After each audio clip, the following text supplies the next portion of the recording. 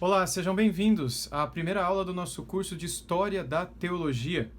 Esse curso tem como objetivo trazer para vocês um pouco de conhecimento a respeito da história da Igreja, não só a respeito da história da Igreja, mas também um pouco sobre a história do desenvolvimento do próprio pensamento cristão, a história da teologia, como nós chegamos até aqui, como a teologia nos trouxe até aqui.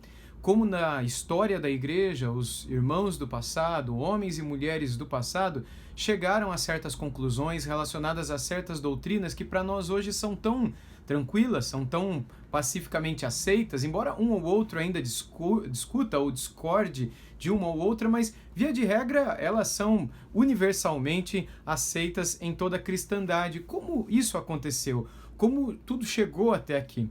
Esse é o objetivo do nosso curso. Obviamente, o nosso curso não pretende ser exaustivo com relação ao conhecimento de cada doutrina específica ou necessariamente sermos exaustivos com relação também à história por detrás de cada um desses períodos da história do cristianismo em que alguma doutrina ou alguma coisa de um modo especial ali aconteceu.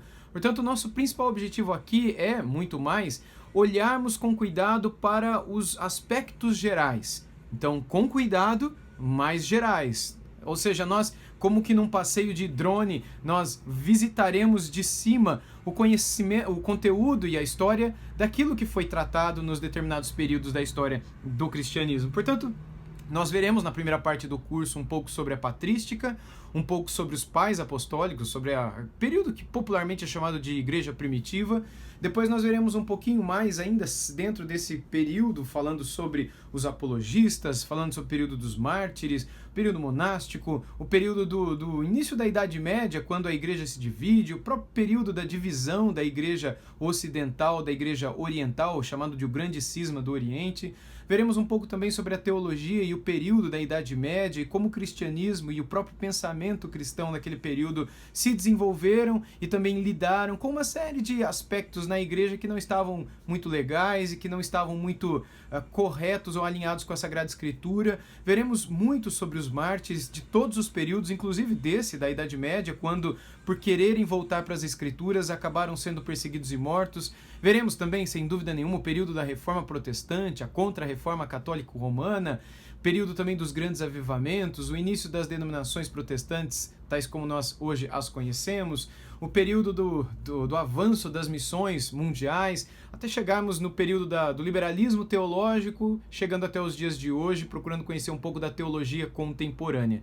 Serão 15 aulas, nas quais nós procuraremos fazer um panorama geral da história da teologia. Eu quero te convidar, então, para comigo estudarmos esse período todo e fazermos desse conhecimento não só fundamento para aquilo que hoje é a nossa vida, fundamento no sentido de sabermos sobre o que estamos montados, sobre o que estamos pisando. Quando nós falamos sobre a história, nós precisamos sempre lembrar de que tudo isso aconteceu antes que nós chegássemos até aqui. É óbvio que eu não estou falando aqui sobre a nossa fé, eu não estou falando sobre o Evangelho, que é o fundamento por excelência, mas eu falo, acima de tudo, o conhecimento daquilo que foi a história da igreja, sabendo que se somos igreja hoje, não o somos porque a igreja começou há 10 anos atrás e nós estamos aqui dentro dela. Não, ela já existe há quase 2000 anos. E é importante que nós conheçamos essa história para que a nossa existência dentro dela faça mais sentido e possamos exercer um papel cada vez melhor no período da história que o Senhor nos colocou para viver. Portanto, eu quero te convidar para essa primeira aula, na qual nós falaremos sobre os pais apostólicos. Eu usarei vários livros ao longo desse curso, vários mesmo. Então, em cada um desses cursos, eu vou estar mencionando um desses livros e sabendo onde podemos encontrá-los online, eu vou mencionar aqui para você. Se você não encontrar, ou se eu também não achar, você pode procurar nesses sites de livros usados, como Estante Virtual, esses sites de busca, sebos online, né? Que vendem livros usados online. Mesmo no Mercado Livre você pode encontrar alguns desses livros vendidos por pessoas que, enfim, de modo... que estão vendendo como usados, não é? Para que você possa acompanhar na sua casa, ok? Como hoje nós falaremos sobre os pais apostólicos, eu quero mencionar 2 livros para vocês. Um desses livros é o livro do Franklin Ferreira, um pastor muito conhecido de todos nós, também meu amigo pessoal, e um outro livro, o livro do Roger Olson. Os dois têm posições soteriológicas diferentes, mas historicamente ambos são autoridade. E nesse livro aqui do Roger Olson, né, a história da teologia cristã, 2000 anos de tradição e reformas, ele traz alguns aspectos muito interessantes que eu quero considerar daqui a pouquinho com vocês, relacionados aos pais apostólicos. Mas começando com o livro do Franklin Ferreira, é muito especial o que ele diz aqui também no capítulo 3 do seu livro. O livro que eu estou mencionando é esse daqui, o livro A Igreja Cristã na História, a Igreja Cristã na História, a capa muito bonita, né, de um mosteiro lá em Portugal, Franklin Ferreira. Esse livro foi publicado pelas edições Vida Nova, você pode encontrar, portanto, no site das edições Vida Nova, depois eu falo do outro livro, e poder adquiri-lo. E algo muito especial no livro do Franklin é que ele não só traz de um modo resumido vários períodos da história do cristianismo, tanto da história da igreja quanto do pensamento cristão, da teologia e outros aspectos pormenores, não é, da teologia histórica, mas ele também traz de um modo muito didático recursos ao final de cada aula que vão ajudar o estudante, o leitor, a se aprofundar um pouco mais no conhecimento daquilo que está sendo estudado. E eu digo que não só leituras complementares, que vários livros fazem isso, então leituras que você pode ler para aprofundar o seu conhecimento a respeito do assunto estudado, mas ele também traz vários filmes e documentários muito interessantes, inclusive dizendo para você aqui, com estrelas, não é? A qualificação que ele mesmo dá para alguns desses filmes, como por exemplo Manto Sagrado, A Paixão dos Santos, Quo Vadis, e aqui eu estou falando de um apenas capítulo que eu, sem querer abrir aqui, que está relacionado com as perseguições no Império Romano e além das fronteiras. Mas você vai encontrar vários outros filmes, documentários, enfim, livros também, que podem ajudar você a complementar o seu estudo a respeito de cada um dos períodos da história do cristianismo que estão sendo estudados.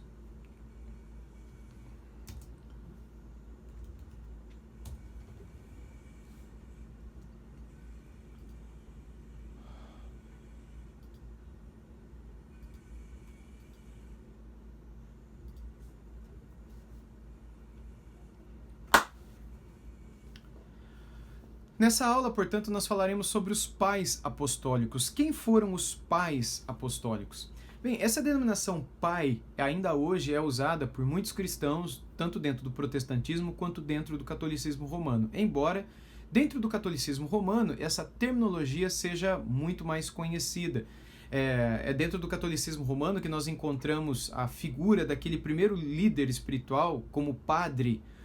Os padres, uma palavra latina para pai, obviamente, denotando que esses homens que se colocam como padres diante daqueles que eles cuidam, pretendem ser como pais espirituais para essas pessoas. E é óbvio que os pastores também pretendem ser como pais espirituais para aqueles que estão debaixo do seu pastoreio, bem como os padres também usam o termo pastor para eles mesmos. Logo, o termo padre ou pastor não são propriedade de uma tradição cristã A, B ou C.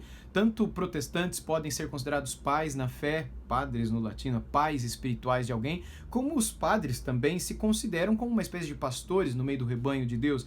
Enfim, a ideia então da palavra pai não é uma ideia católico-romana apenas, não é uma ideia de uma tradição dentro do cristianismo, ela é bíblica. Na medida que nós encontramos o próprio apóstolo Paulo e outras figuras no Novo Testamento falando de si mesmos como pais espirituais de outras pessoas. Quando nós olhamos então para a história primitiva e encontramos essa determinação, essa expressão, os pais apostólicos, aqui no livro do Franklin você vai encontrar isso na página 33, ok? Quando nós olhamos para essa denominação, nós precisamos entender que o propósito daqueles que posteriormente denominaram este termo para essas pessoas foi tão somente mostrar que eles exerceram um papel de ensino. Apenas isso. Os pais apostólicos foram aqueles homens ou livros, eu vou explicar isso daqui a pouquinho, que num determinado período da história exerceram ensino, se dedicaram a edificar o povo de Deus, ensinar, e nesse sentido foram como que pais. E por que apostólicos? Porque foram apóstolos? Óbvio que não, mas acima de tudo porque eles se preocuparam em que o seu ensino fosse exatamente como o dos apóstolos. Ou seja, eles se fundamentaram sobre o fundamento dos apóstolos, eles se colocaram sobre o fundamento dos apóstolos. Portanto, tudo aquilo que eles ensinaram, tudo aquilo que como pais eles deixaram para os seus filhos espirituais, filhos na fé, esteve alicerçado sobre a doutrina dos apóstolos. Ok? Bem, na página 33, no livro do Franklin, A Igreja Cristã na História, das Origens aos Dias Atuais, no primeiro parágrafo ele escreve o seguinte: nos primórdios da Igreja Cristã, os responsáveis por conduzi-la na ortodoxia ficaram conhecidos como pais da Igreja. Esse período, é importante que a gente diga, às vezes nós vamos encontrar como um período patrístico por conta de pais mesmo, não, o período dos pais. E esse período patrístico, dentro da teologia histórica, a rigor, é chamado de período da Igreja Antiga. Popularmente é chamado de período da Igreja Primitiva. Você nunca vai ouvir o termo Igreja Primitiva, ou quase nunca, em livros de história da Igreja, em livros técnicos de história da Igreja, que procuram, enfim, um conhecimento um pouco mais abrangente de toda a história da Igreja, especialmente desse período patrístico, não é? Portanto, o termo Igreja Primitiva, ele é um termo mais popular, é importante que você saiba disso, e o termo Igreja Antiga é um termo mais técnico, mas ambos falam do mesmo período. Por exemplo, a Igreja em Atos dos Apóstolos, a Igreja em Laodiceia, a Igreja em Hierópolis, a Igreja em Pérgamo, em Tiatira, em Corinto, em Tessalônica, em Roma, todas essas igrejas que são mencionadas no Novo Testamento são igrejas que viveram um período da Igreja Antiga, ou, popularmente, o período da Igreja Primitiva. Por serem igrejas primitivas, eram perfeitas, às vezes nós temos essa ideia mal concebida na cabeça de muita gente, não é? Que não só a comunhão dos cristãos primitivos era perfeita, como também a doutrina era perfeita, a evangelização era perfeita, a pregação, tudo era perfeito na época da igreja primitiva, ou da igreja antiga, mas na verdade não. Quando nós olhamos para o Novo Testamento e nós encontramos não só a comunhão, mas a teologia da igreja antiga, a teologia, as doutrinas ali naquele período antigo do cristianismo, nós vemos que, assim como hoje nós encontramos muitos falsos mestres, muitos hereges, muitos que se infiltram no meio do povo de Deus e desviam o povo de Deus da palavra, naquele tempo não era diferente. Naquele tempo também existiam diversas pessoas, e tantos autores neotestamentários se preocuparam em apontar para a igreja os erros ensinados por esses homens, e mulheres também, como também no período patrístico da igreja pós-período apostólico, ou período dos pais da igreja, ou período da igreja antiga ou da igreja primitiva, mas período que os apóstolos acabaram de morrer. E aí a igreja ficou na mão dos discípulos dos apóstolos. Também existiram muitos falsos mestres, muitas heresias, muitos desvios doutrinários.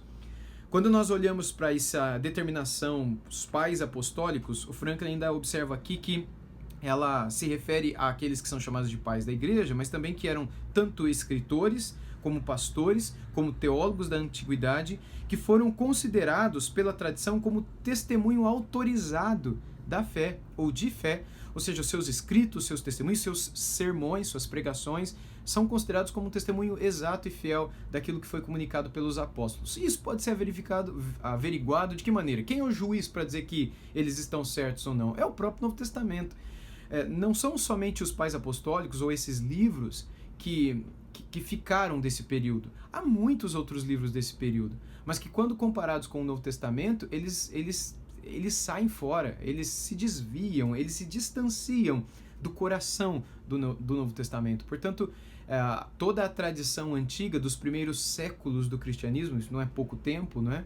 Atestou que esses escritos chamados de pais apostólicos, eles são fidedignos como a expressão da fé cristã no período mais antigo. O Franklin continua dizendo aqui que havia 3 qualificações para alguém ser considerado um pai da igreja, um pai apostólico, não é? Uma delas é a ortodoxia doutrinária, a outra é a santidade de vida e a outra é a antiguidade.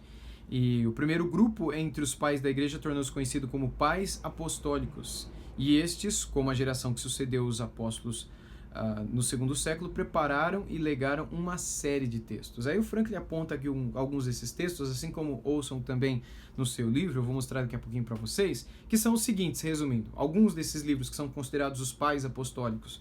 A primeira carta aos Coríntios, que foi escrita por Clemente o Romano, cerca de 96 após Cristo ou depois de Cristo. É interessante que muitos consideram que esse Clemente é uma daquelas pessoas que são mencionadas pelo próprio apóstolo Paulo no final da sua epístola aos Romanos, enfim, nesse período, você vai lembrar, quando você pega as epístolas de Paulo, o trechinho final, às vezes tem no começo também, mas é principalmente no final, Paulo cita várias pessoas, ele menciona algumas lideranças, alguns cooperadores, ou mesmo alguns homens ou mulheres, algumas pessoas na casa de quem a igreja se reunia, algumas autoridades. Ele cita personagens que tinham contato com ele naquele período, naquela época. E uma das pessoas que é citada é Clemente, como uma espécie de autoridade, como uma espécie de pastor daquele tempo, junto aos romanos.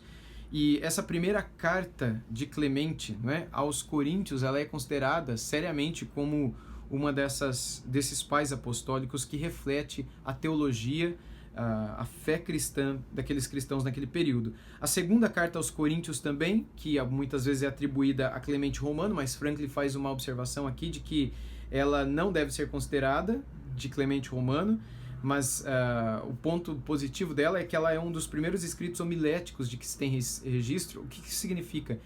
Hoje isso é muito comum. Na época da Reforma Protestante também foi muito comum que os pregadores, os pastores, eles escrevessem o seu sermão. E esses sermões escritos se tornavam livros, basicamente, depois. Isso é muito comum hoje, isso foi muito comum na Reforma Protestante. Eu mesmo tenho um livro chamado Unidos pela Cruz, esse livro aqui, Unidos pela Cruz, publicado pelas edições Vida Nova. O livro Unidos pela Cruz, ele foi escrito baseado em sermões que eu escrevi em Efésios, na Epístola de Paulo aos Efésios. Assim como muitos outros têm feito já há muito tempo, mas o primeiro registro de um sermão transformado em livro e que se tornou uma espécie de epístola foi justamente a segunda carta aos Coríntios. Um outro livro uma outra coleção, que é chamada de Pais Apostólicos, são as cartas de Inácio de Antioquia a algumas igrejas, como por exemplo Éfeso, Magnésia, Trália, Roma, Filadélfia, Esmirna e também a seu amigo Policarpo, não é? Inácio foi o primeiro a fazer distinção, segundo Franklin Ferreira, entre bispos e presbíteros, e o primeiro também a usar essa expressão que hoje é tão famosa, a Igreja Católica. Só um parênteses aqui, essa expressão ela é famosa e é usada não só pelos católicos romanos, mas também por católicos protestantes. Você sabe o que o termo católico significa, certo? O termo católico significa geral ou universal, ou, enfim, que engloba pessoas de todos os lugares e de todos os tempos. Há que se fazer uma diferenciação entre a Igreja Católica Apostólica Romana. Isso significa que trata-se de uma igreja católica, não é? Uma igreja universal, uma igreja de cristãos do mundo inteiro, mas que ou que se submete, que está submissa à autoridade do bispo romano, do bispo de Roma. O bispo de Roma que é igual ao bispo de Milão, que é igual ao bispo da França, de Paris, perdão, que é igual ao bispo de São Paulo, não é? Mas a diferenciação é que dentro da teologia católico-romana, ou do catecismo católico-romano, o bispo de Roma, ele se torna, dentro da hierarquia da igreja, um pai ou um bispo dos bispos, um pai da igreja, um pai de todos, um papa, não é? Uma figura que hierarquicamente, a gente pode colocar dessa maneira, está acima. Ele é o primeiro dentre os iguais, um primus inter pares, como no latim eles descrevem, e desse modo então fazendo distinção.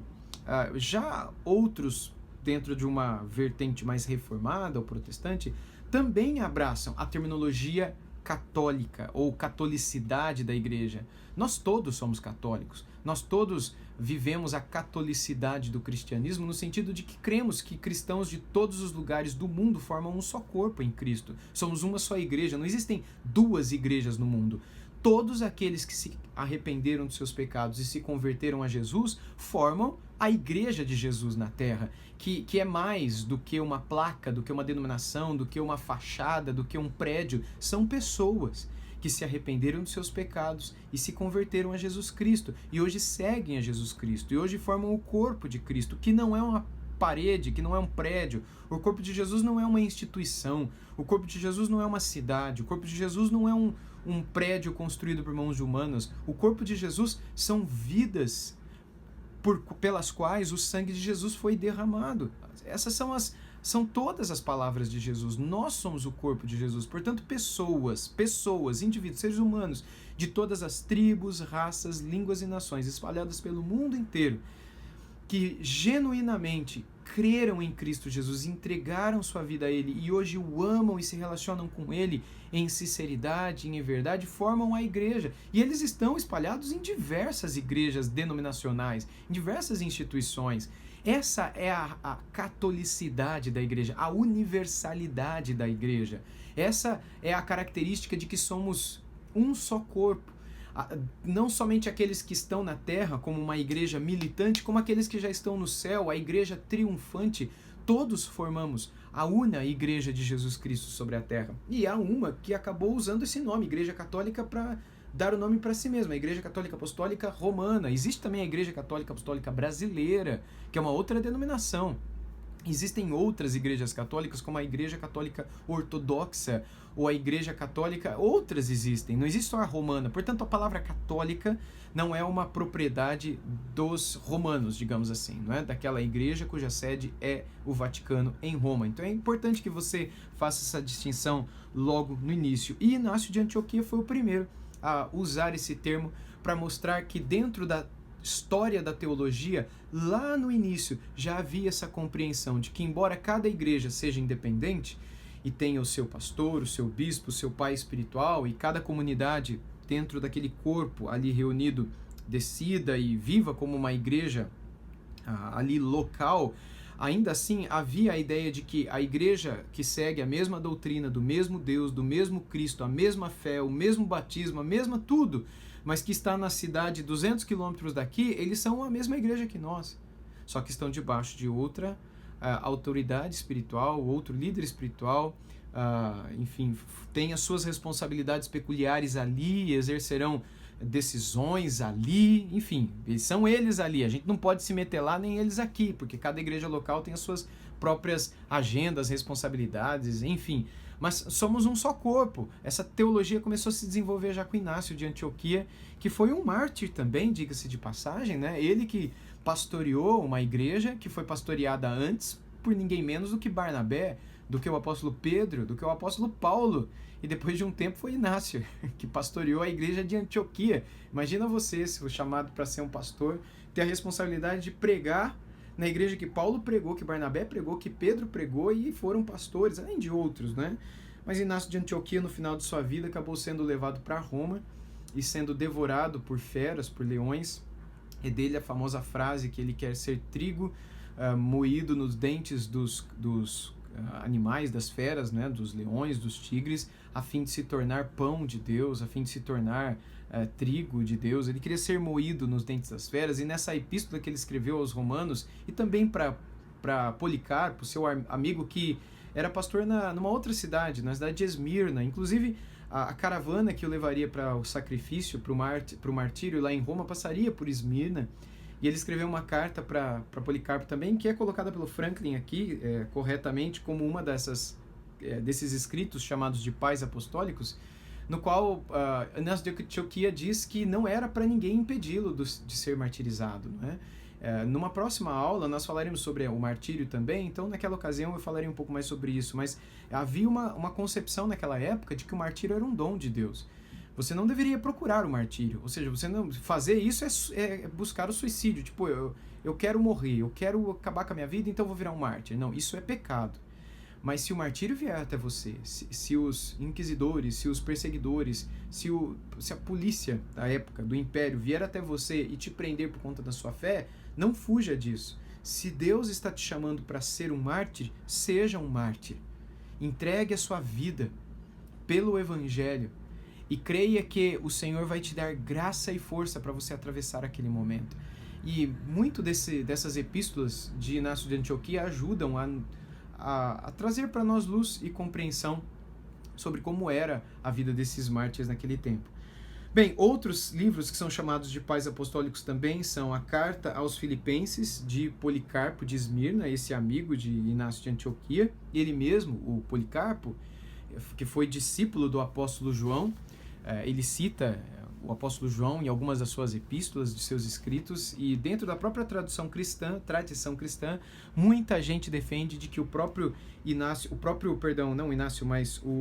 Policarpo de Esmirna, ele tenha sido alguém que foi discipulado, instruído pelo próprio apóstolo João, e que por fim acabou sendo responsabilizado pelo próprio João a cuidar de uma das igrejas que João fundou, que foi a igreja em Esmirna.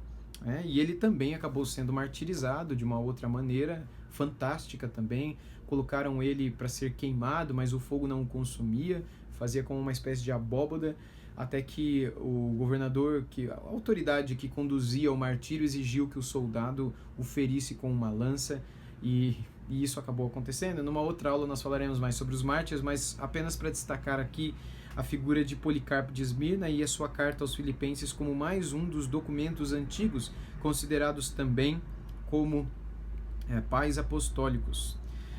Nesse livro, muitas coisas estão escritas, não é?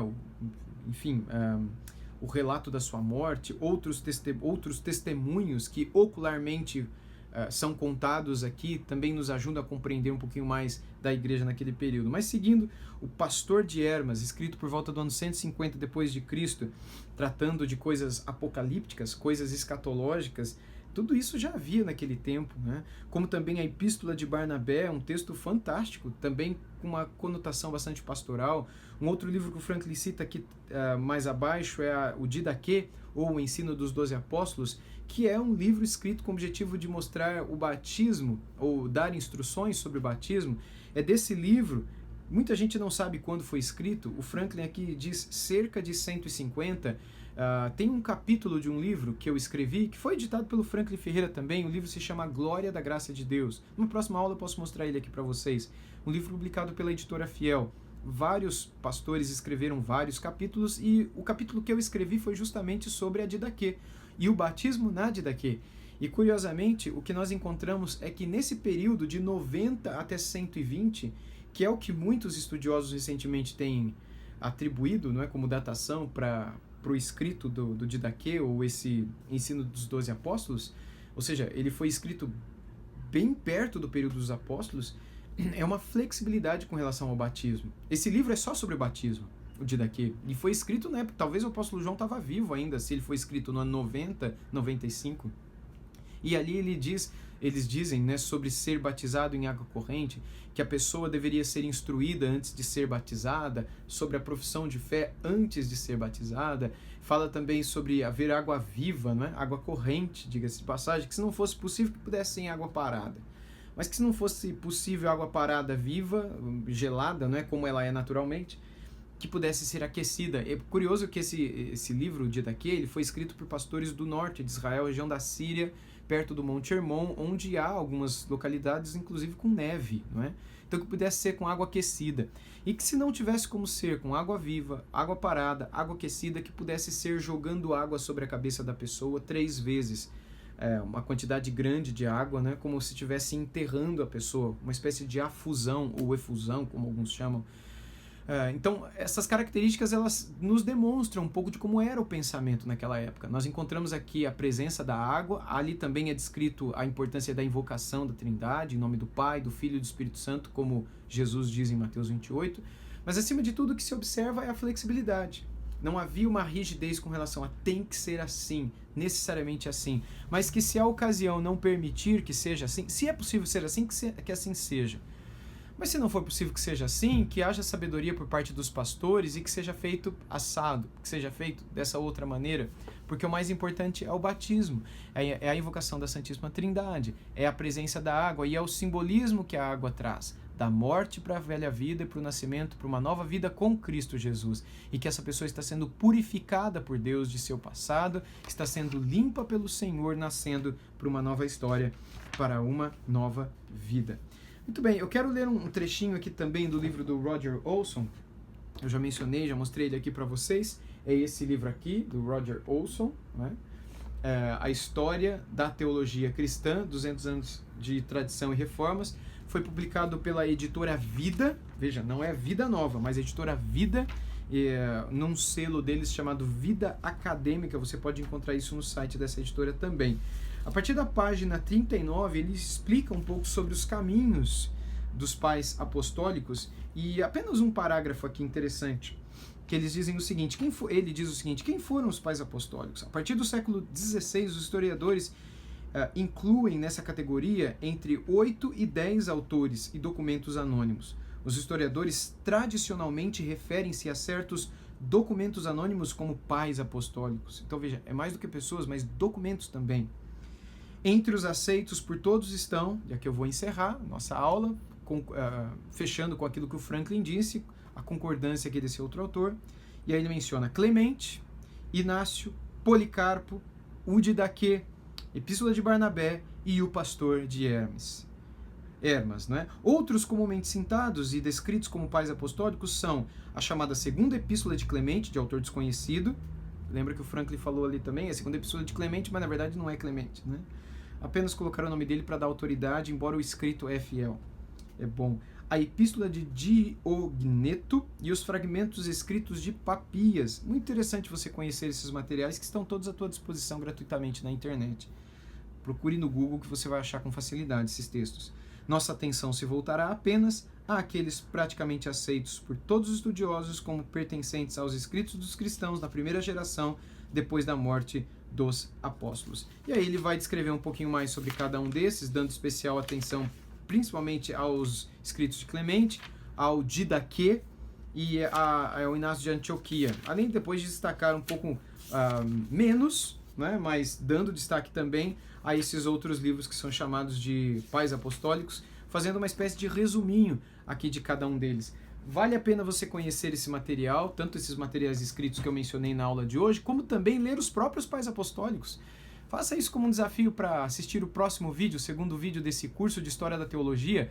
São todos tão curtos. Dê um Google, digita ali a primeira Epístola de Clemente, digite ali o Didaquê, o Ensino dos 12 Apóstolos, e então você, em um período, uma sentada ali de 5, 10 minutos, você consegue ler um desses livros, alguns livros chamados de pais apostólicos. Essa é a nossa primeira aula, esse é o nosso início na nossa caminhada na história da teologia. Eu espero te encontrar no nosso segundo vídeo e que Deus abençoe a cada um de vocês.